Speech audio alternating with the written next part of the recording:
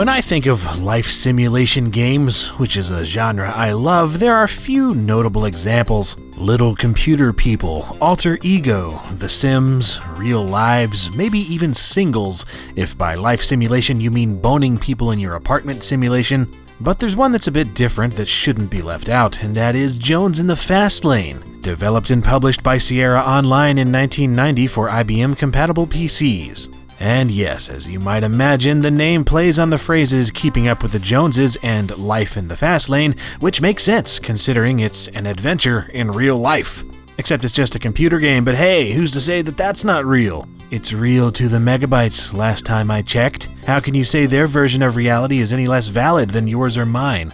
Inside its luscious pink box, you'll find the game on floppy disks, or a single CD-ROM as seen here, which one-ups the floppy version with Redbook audio voices and some visual enhancements. You also get a fold-out sheet covering the basic rules, very similar to what might come with a board game. And of course, there's a manual covering installation details and technical stuff, as well as a section showing you how to read the manual. If you don't know how to read the manual, how does one go about reading how to read the manual? I know what they mean, but it still sounds silly when you just read the header. Cojones in the Fast Lane begins with some colorful credits and music that's upbeat as balls.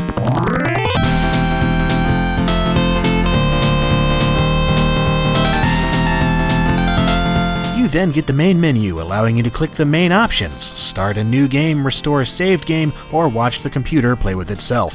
Since I like to give my computer some privacy when it's in the mood for that kind of thing, I just start a new game, and here you're given the choice of 1 to 4 players, followed by a selection of 4 digitized people to use as avatars. After this, you can set your goals, which fall into 4 categories: wealth, happiness, education, and career.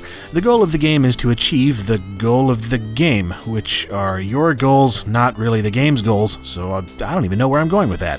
You're also given the choice to play against Jones, which is not only the game's namesake and mascot, but is a computer-controlled character with customizable skill levels, so you're not stuck playing alone or with no challenge if you don't want to. After this, the game begins immediately, with Player 1 dropped into their first week in the world of Jones with nothing but a crappy apartment, crappy clothes, crappy skills, and $200. That's not so crappy. You can think of this as a traditional family board game in computer game form, with each player taking a turn and doing what they can to make progress before their turn is up. Each turn counts as 1 week in the game, but really that's kind of irrelevant. All you need to know is that once the clock at the bottom of the screen turns red, your turn is up. As mentioned earlier, the goal is to reach the set level of success you chose at the beginning and try to do so before any other players. But how you go about doing that is entirely up to you. Much like in other life simulation games such as Alter Ego and The Sims, there are a plethora of ways to go about living life, but each of them come with their own pros and cons. Since you have to pay rent and purchase food and clothing every so often, you're going to need some kind of income.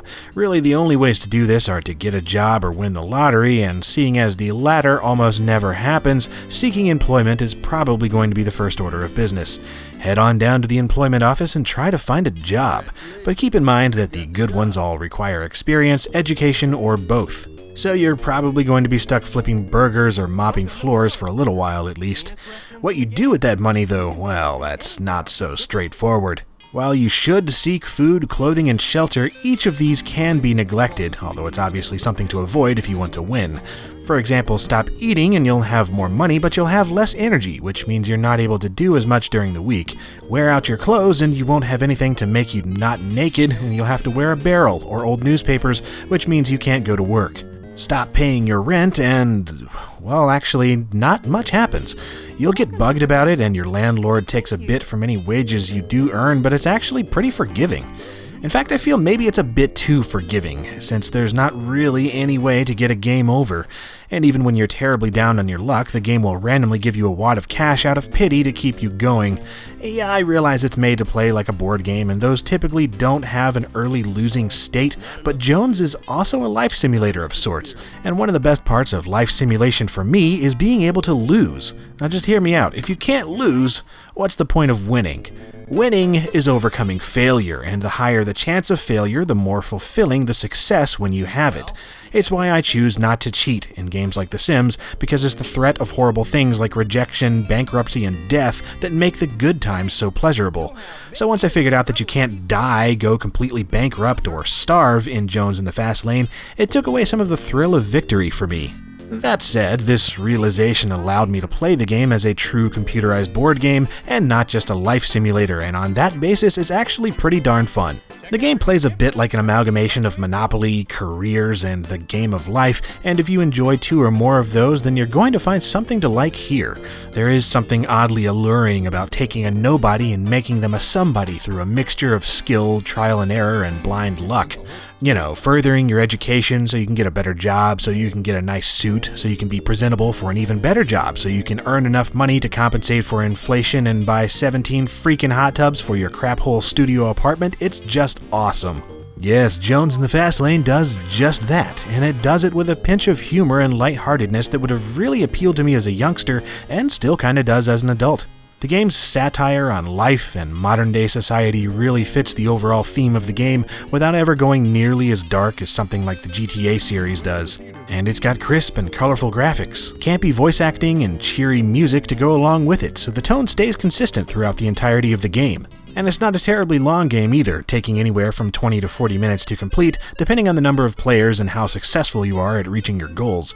Once someone reaches their goal first, they're declared the winner at life. And Jones will prance across the screen, tossing confetti all over the place because he doesn't give a crap about the environment or whoever has to clean up that mess. What a disrespectful tool bag. The other players can then continue to play if they want to, or you can start all over again and try new avatars, new goals, new career paths, new investments, and new educational strategies. And that's the lasting appeal of Jones in the Fast Lane for me. Like a classic board game, it's slightly different every time you play, and when you play with more than just yourself or Jones, the competitive aspect just makes it that much more enjoyable. I do kinda wish it had a bit more to it, like being able to buy a house, buy a car, seek romance, get older, start a doomed business, go bankrupt, die alone, etc. But then if I want this, I'll just go and play The Sims or something. If I want a simple turn-based thing that's fun but not terribly involved, this definitely will come to mind. So if you're curious about how it might be to own 53 black and white TVs while not even owning any clothes, then why not give Jones in the Fast Lane a look?